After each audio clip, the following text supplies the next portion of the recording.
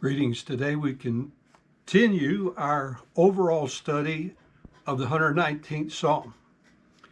There are 22 letters in the Hebrew alphabet.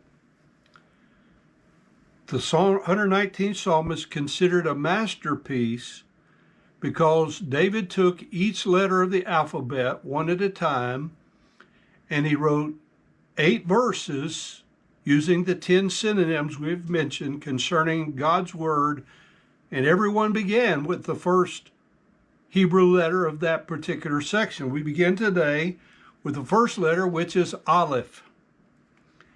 The message entitled is Blessings by the Word, and the subtitle is The Supervision by the Word. These 8 verses say, "Blessed are the undefiled in the way, who walk in the law of the Lord. Blessed are they that keep his testimonies and seek him with the whole heart. They also do no iniquity, they walk in his ways. Thus thou hast commanded us to keep thy precepts diligently. Oh, that my ways were directed to keep thy statutes, then shall I not be ashamed when I shall have respect unto all thy commandments. I will praise thee with uprightness of heart when I shall have learned thy righteous judgments. I will keep thy statutes, O forsake me not utterly." So in our psalm, we will focus on God's word as magnified by the psalmist, and importantly also we will emphasize our actions or reactions to its authority for our lives. Last time in the introduction, we mentioned that the thoughts of Psalm 119, 1 and 2 are parallel to the first 2 verses of Psalm 1, and we can compare them to the New Testament Beatitudes. Psalm 119, 1 declares that the blessed ones are undefiled in the way.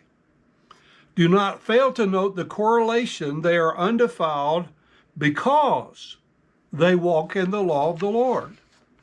Psalm 119 continues and enlarges the thought, they that keep thy testimonies, because they seek him with the whole heart.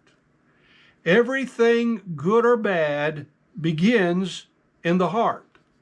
So said Jesus in Matthew 12, verses 34 and 35.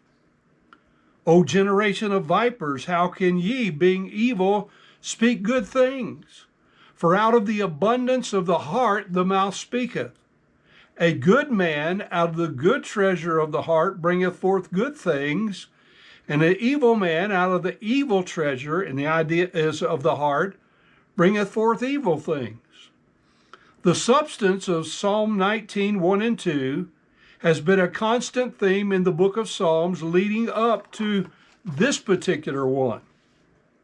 In the 10th Psalm, in verse 17, he says, "Lord, thou hast heard the desire of the humble.